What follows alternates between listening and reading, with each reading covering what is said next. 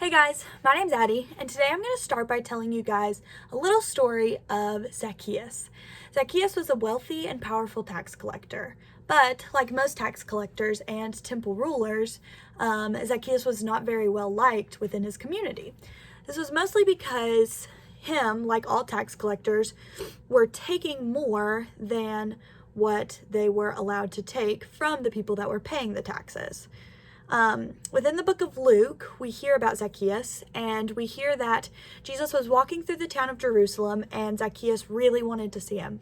So Zacchaeus ends up climbing a tree. I know you guys have all heard this song. He climbs a tree to just get a peek of Jesus. When Jesus sees Zacchaeus, Jesus says that he wants to stay at Zacchaeus' house, which is crazy because tax collectors don't often eat with people on lower classes than them. So we don't know if there was a conversation that took place under the tree or at his house, but we know that there was a conversation, and Zacchaeus ends up committing to paying 4 times what he owed to all the people that he had cheated, and he claims that he is going to give half of his possessions to the poor, which is absolutely insane. In the Old Testament, tithing is about 15% of one's income, and then the rabbis ask for 20%. So Zacchaeus, in verse 8 of Luke, Zacchaeus is going far beyond the norm by giving half of what he owed to the poor. The main ethical dilemma that I want to talk about is in regards to Zacchaeus before his encounter with Jesus. Zacchaeus is obviously using his power to exploit the people that are inferior to him.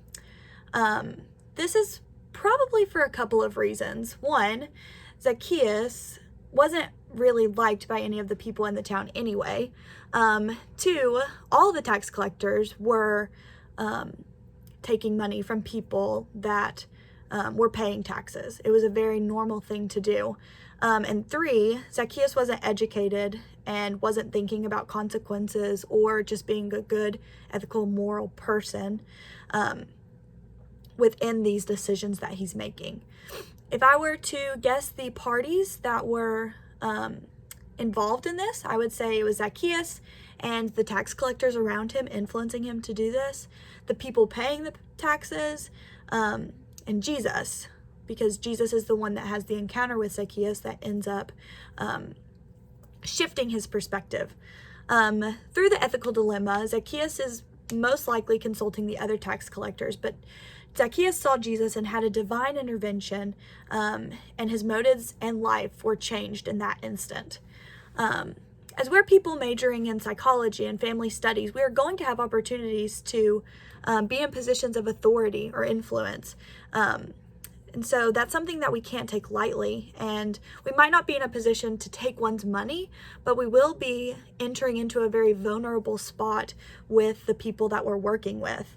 Whether that be supervisees or our clients or patients, we will be entering into those spots. And it's important that we remember the humanity, like I don't think that Zacchaeus was doing. But we cannot be taking advantage of the people and the families, but rather use our knowledge and our insight to better their lives. Within the APA Code of Ethics, Standard 3.8, psychologists are called not to exploit other persons whom they have superiority or other authority over, such as clients, students, supervisees, research participants, and employees. As psychologists and Christians, we are held to a higher standard for the relationship with the people around us. To end, I want to read a liturgy from Every Moment Holy about employing others.